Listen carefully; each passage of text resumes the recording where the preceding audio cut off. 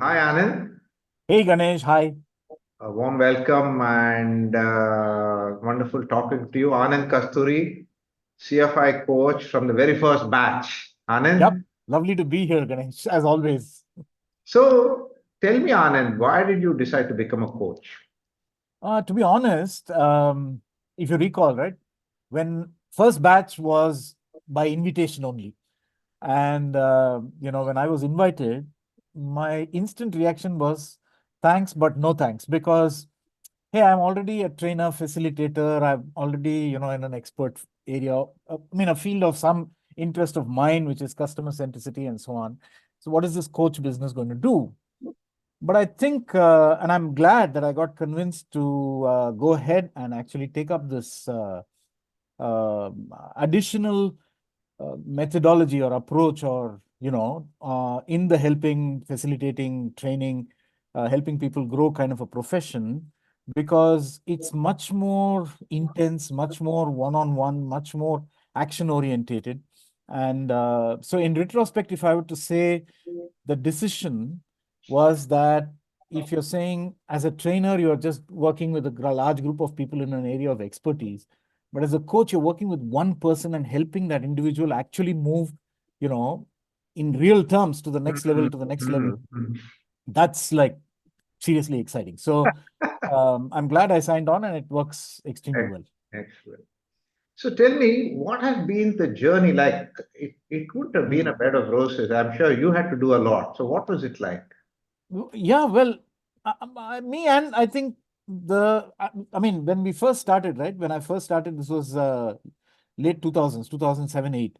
At that time, many Indian organizations, HR folks didn't know what coaching was. They didn't appreciate the potential value it could add to, individuals and organizations and so on. So, and people would see that as some corrective thing, right? Is there something wrong with me? And then, Mm, so there was a lot of no, no, no, no. This is because people see potential in you. We are going into coaching. It's not because there's a problem.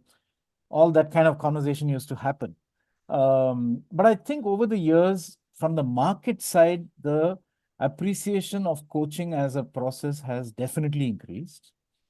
From my own side, I think also, yes, initially it never is, because as an individual person, there's a limitation in those days. I mean, 2007 is like those days. Even though I'm much older, right? So, in those days, individuals marketing their own gig kind of activity was not as big a deal as it is today. All right. So, um, it was a little bit of a tough thing in the beginning to even market yourself, and see, it feels a mm, bit queasy to say, take me on, I'm a coach, I will help you and all that. You feel a mm. bit odd.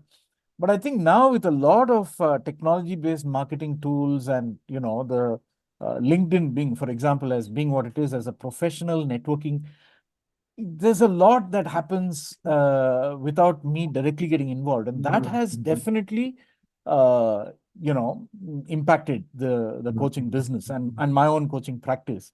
uh, Right, People check it out. People definitely get a sense of who they're engaging with before they start even the first conversation. right, right, Yeah, right.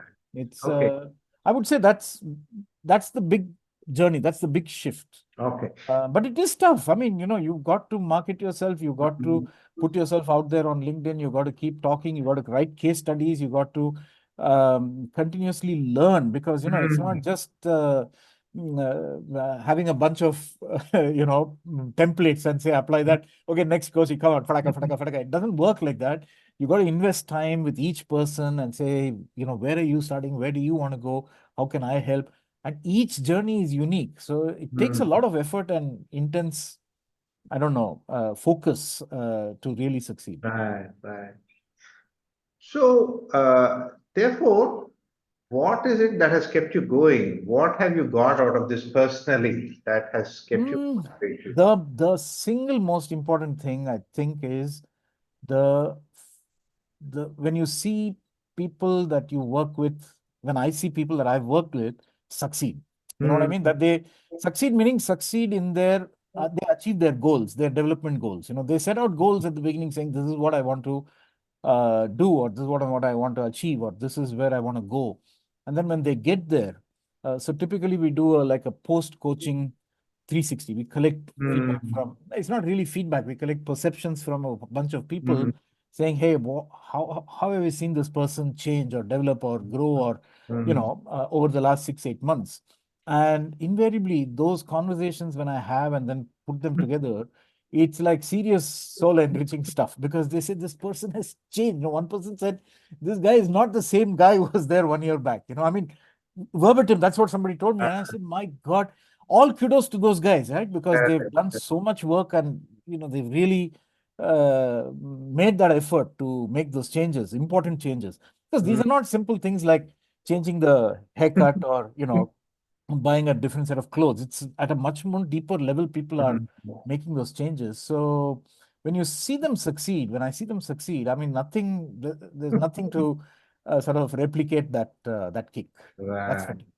That's the biggest gift every day. Seriously, seriously. Yeah. Yeah.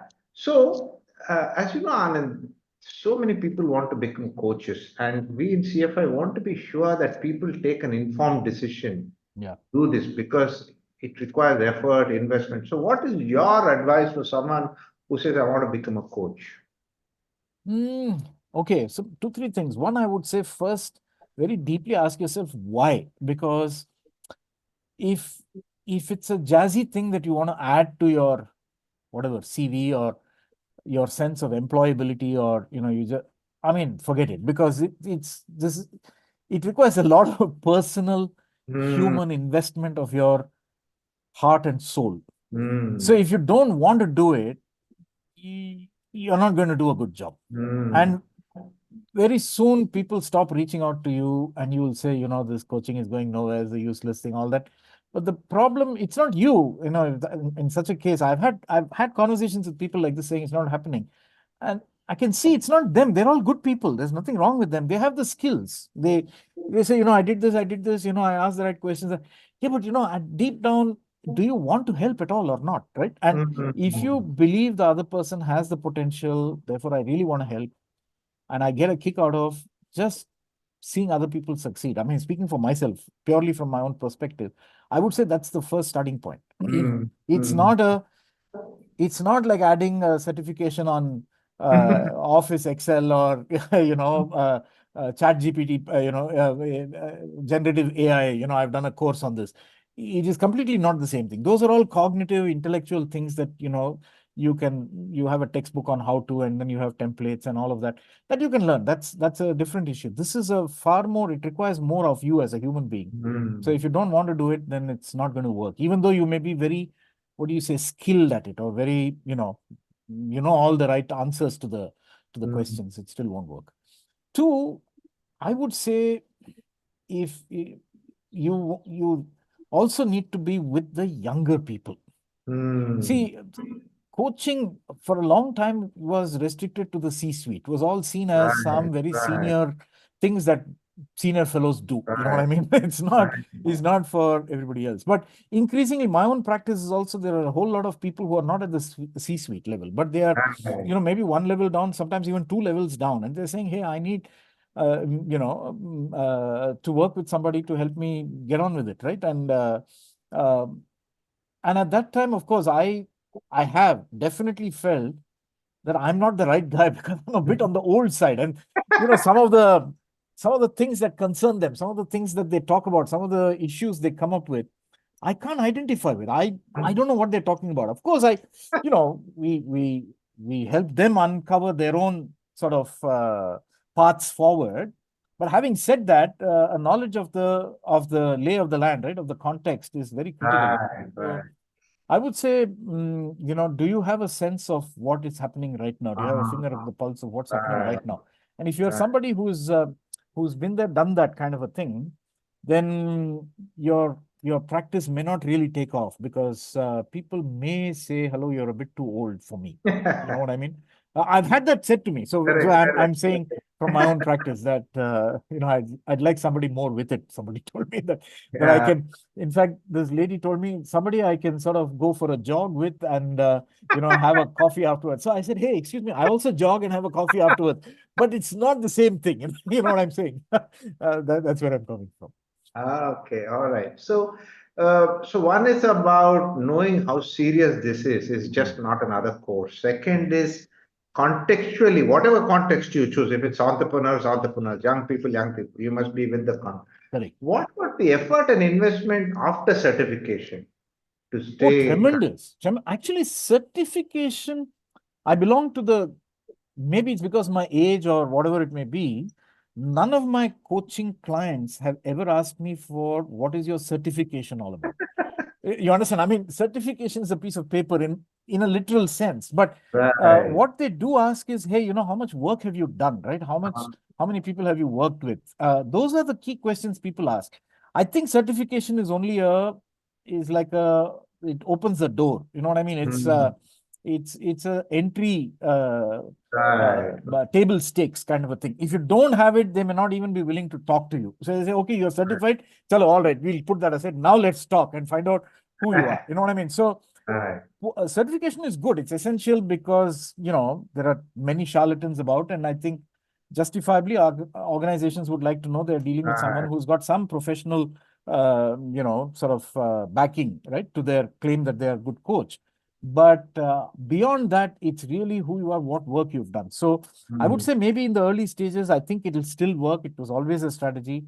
You need to be open to do some pro bono stuff, be open to working with a number of people, not necessarily purely commercially driven. Actually, if Hmm. you're doing this only for commercials, meaning you're saying this will make me money, then I'd say please think another 100 times before you decide. Right. Because in the early days, I think you may need to work with a situation where you build up your credibility and your practice. Right. That takes effort. That's Okay. not just given because you have a certification. So really, it's a long-term thing. Yes. Very long-term. Yes, absolutely. Absolutely. Wonderful. Great. This is fantastic, Anand. Thank you so much. I'm sure this will be very. Thank you, Ganesh. Right. Thank you. Yep, Right. absolutely great talking to you as always. Right.